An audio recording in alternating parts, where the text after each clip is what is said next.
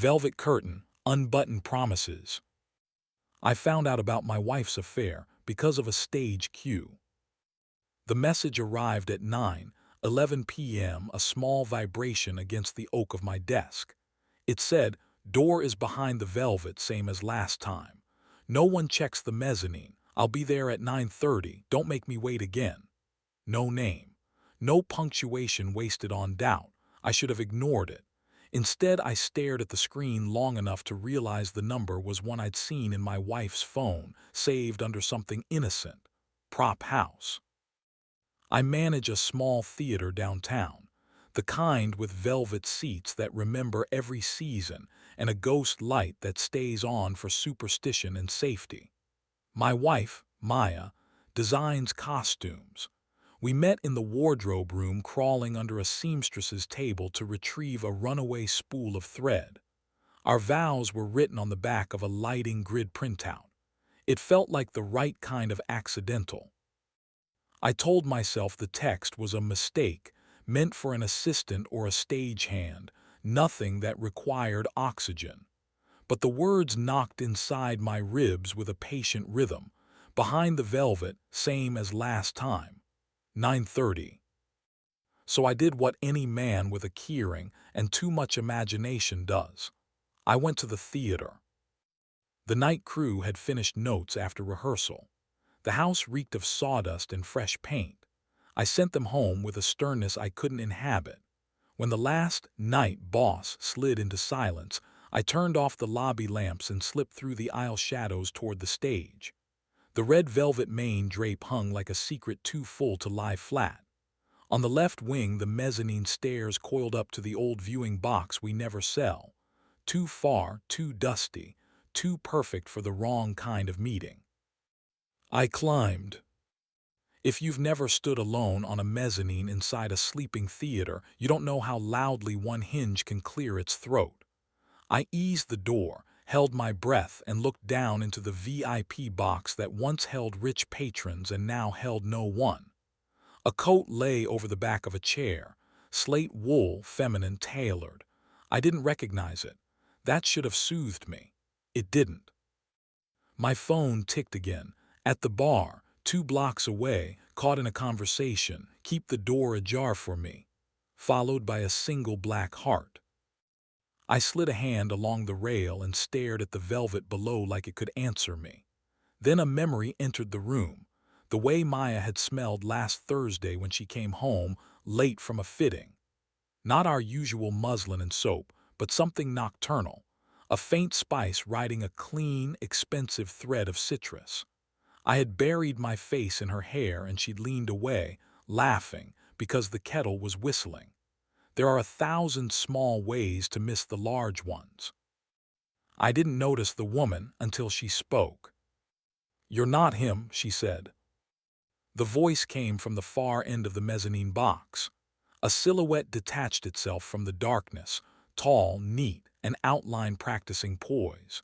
She stepped close enough that the dim emergency light made a ribbon of her cheekbone. She wore a green scarf knotted loosely, the ends tucked into the wool coat I'd spotted. A wedding band gleamed on her right hand, the European habit, a mirror to my own left. "I'm Jonah," I said, "because your name is a hand you can offer even when you have nothing steady to hold. I manage the place." She tilted her head, studied me like a script with too many stage directions. "I'm Clara," she said finally, "and we're about to have a very honest evening, aren't we?" I should have asked questions. I should have pretended I didn't understand the choreography. Instead, I sat in the velvet seat behind me because my knees had decided to try being strangers. Clara slid into the seat beside me and folded her hands in her lap. "He told me he was meeting a designer about a pop-up. I told him I had late interviews. It turns out we're both terrible liars." "Who is he?" I asked, although a fear had already begun to put on shoes. Clara watched the dark stage like she expected it to bleed truth. "His name is Alex," she said. "Director. He's been work married to your wife for months now." I had to concentrate to keep my voice from breaking into something operatic. "You're sure?" She smiled, not unkindly. I tried not to be. Then I checked phone records, then hotel receipts, then the fact that he suddenly loves citrus cologne and your wife suddenly wears silk instead of cotton because she says it moves with her. People who are falling in love mistake evolution for camouflage. She touched her scarf, almost absent-mindedly. Also, I found his second toothbrush. We were quiet for a moment. Somewhere down on stage, a light popped in its sleep. Clara's perfume was quieter than Maya's, something green, like a garden with good manners. "Why are you here?" I asked. "To see if I'm still sane," she said, "and to make a choice, anger or clarity." "And which one? "Depends on whether he opens the door," she said, almost brightly. We waited. There is an erotic tension in waiting that has nothing to do with bodies and everything to do with power. My hands, obedient traders, began to catalog Clara's presence. The delicate hollow at the base of her throat, the way her nails were short and clean, the faint crease on her left wrist from a bracelet she must have taken off. I told myself I wasn't looking. I was, of course. We look when we're starving, and we look when we're sated, and we look when we don't know which one we are. Footsteps in the lobby, the faint echo of laughter, a key sliding into a lock below, and the hush of the velvet as someone parted it from the center like confessing. Then two silhouettes moving together into the aisle shadows. The height I recognized, the way she moved, careful and quick, a dancer keeping a hand on the bar even after the music ends. Clara exhaled, not quite a sob, not quite a laugh. "There it is," she said, "the last proof." I could have rushed down the stairs and ripped the scene wide.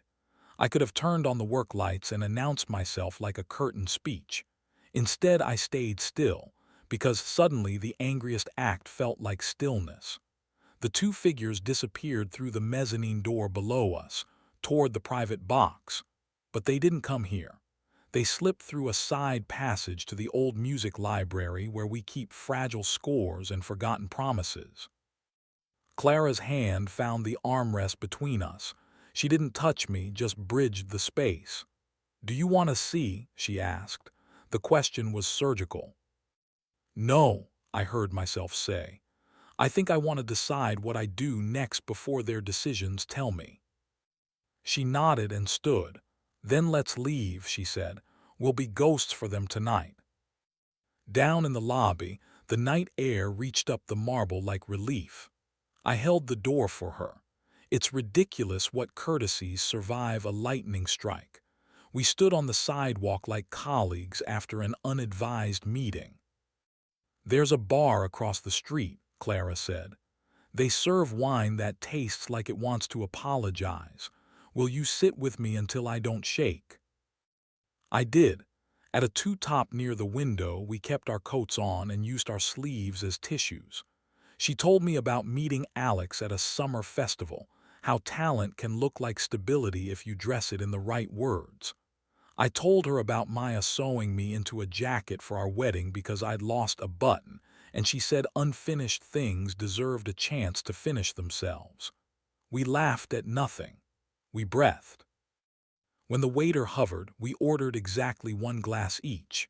There's a kind of honesty in not pretending you're there for the ambience. Clara didn't wear much makeup, and when it smudged from tears, I watched her wipe it away with the kind of care you offer a good book. She had a small scar along her jaw, a pale comma. I wanted to ask its story and decided to earn the right in a different life.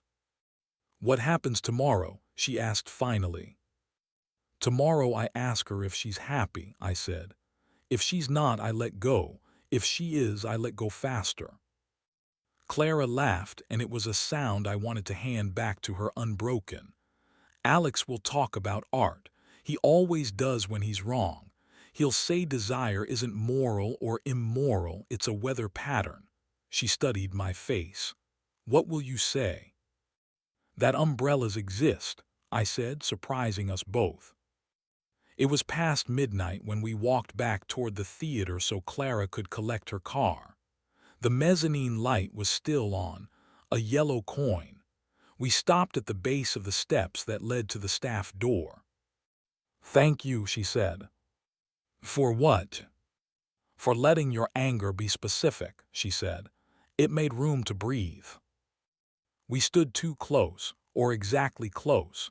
The space between us was polite and then slowly less so. She lifted a hand, not to my face, which would have been a declaration, but to my tie, which was a question. Her fingers slid along the silk, straightened what didn't need straightening. My breath thought it was brand new. The city turned the color of late confessions. "This is a terrible idea," I said. "Then we will do it well," she whispered, and rose on her toes and kissed me. It wasn't the kiss of a person auditioning for a new role. It was warmer and smaller, wine-soft, patient. She tasted like mint she'd found in her bag for bravery. I did not grab or pull or try to make the moment carry a weight it couldn't. I placed a palm at the back of her coat where the collar meets the spine and just stayed. The heat that moved through me was uncomplicated. You exist. Someone is willing to meet you exactly where you are. No choreography required. Our mouths parted. We stayed close enough to share a single breath until laughter, hers, mine, both, made space again. "Clarity," she said, smiling with the corners of her eyes, "not anger." "Clarity," I echoed, and the word landed on my tongue like an anchor and a float at once. We didn't go any further, not that night. She squeezed my hand, climbed the stairs alone, and disappeared into the practical square of light. I stood on the sidewalk and let the night do its slow work. At home, Maya came in just before 2, hair smelling like borrowed cologne and the ghost of a lie. She set her keys down like a drum. "You're awake," she said, and the surprise around the edges hurt worse than anything. "I was at the theater," I said. Her eyes flicked across my face, cataloging damage. We had trained each other well. "Was it bad?" she asked, meaning the show, meaning everything. "It was honest," I said. "We didn't fight. Songs lie about that part. We sat across from each other at the kitchen table where we had once mapped out honeymoon cities we couldn't afford. She told me she hadn't meant to become someone else. I told her she hadn't. She had simply remembered a version of herself I didn't know how to hold. When dawn found us, we had made the decision people make when the costume no longer fits the character. We closed the run. Papers came later. Tears continued to show up with impeccable timing. We were civil because we had built a life that didn't deserve to be vandalized on the way out. Weeks stretched into a new kind of calendar. I learned what quiet looked like at 6 p.m. without the second set of keys in the bowl. I learned to cook eggs without overthinking where memory should stand. I did not text Clara. She did not text me. That was part of the clarity. We had agreed on a pause, not because the world cares about propriety, but because we did. Then, on a gray Saturday when the theater lobby smelled like rain and dust and upcoming matinee, Clara appeared at the box office with 2 coffees and the green scarf tucked into a navy coat. She waited while I finished a conversation about seat upgrades, and when we were alone, she set the latte on the counter and said, "I thought you might need this, and I'm ready to return that kiss in better lighting." We took the service elevator to the roof, because the roof is a place where the city forgives you. We sat on the ledge with our knees knocking, like teenagers rehearsing sincerity. She told me she had moved out, that Alex had called it a tragic inevitability, which is something people say when they lack the courage for the present tense. I told her Maya had taken a job on a national tour. We traded news like respectful thieves. When she leaned into me, it was slow, and the wind helped, and the zipper of her coat caught on my sleeve and we both laughed, and everything that could have been cheap decided to be kind. We kissed again, and it felt less like revenge and more like a door opening onto a room we might live in. My hand stayed at her waist over wool. Her palm held my jaw in a way that told a truth I hadn't heard out loud. Wanting you is not the same as needing to be rescued. Do we tell ourselves a story, she asked against my cheek, or do we let this be a chapter and see if it wants to be a book? Neither of us is in a rush, I said. We can let the pages turn themselves. We went back downstairs before the matinee crowd arrived. I led her through the wings where the velvet fell like a promise that meant it. She touched a costume rack as if apologizing to the fabrics for what they'd been made to cover. At the stage door she kissed me once more, quick and sure, and the day felt less like aftermath and more like preface. People assume infidelity is only about heat or boredom or cowardice. Maybe it is sometimes, but I think it's also about timing, who you are when the music starts, who you've become by intermission, and whether the person next to you is still clapping on the same beat. Maya and I stepped off the stage at different times. There's mercy in not returning for a bow you did not earn. Clara and I didn't post pictures. We didn't ask the city to applaud. We met for walks along the river and dinners where the waiter forgot us in the best way. We learned each other's laughter in daylight. When we touched, we did it as though our skins had read the same script and decided to ad-lib softly. We kept the erotics gentle and present, the kind you can talk about without switching off the lamp. Her breath at the shell of my ear when she thanked me for tea. My thumb tracing the seam of her glove before I took her hand bare. The long, contented exhale against my neck when the taxi hit a red light, and we chose to pretend the city had stopped just for us. Sometimes late, I stand at the back of the theater and watch a couple in the balcony hold hands like a small act of rebellion. I think of the night behind the velvet and the choice not to be a spectacle. Desire can be weather, yes, but it can also be climate, what you plant in, what you grow, what you shelter. I don't know if Clara and I will be evergreen or seasonal. I only know that when the ghost light burns on stage after everyone has gone, I don't feel alone in the building anymore. Maya mailed me a postcard from Portland 2 months ago. Be good, she wrote. Be brave. I pinned it to the corkboard by the cues for Act 2. It's not forgiveness, not exactly. It's a light left on. Tonight the house is full and the velvet breathes and the orchestra tunes, and a woman in a green scarf takes her seat in row G, center left. I raise the dimmer slowly until the stage begins to glow, until people stop talking and surrender to the story. I let myself be one of them.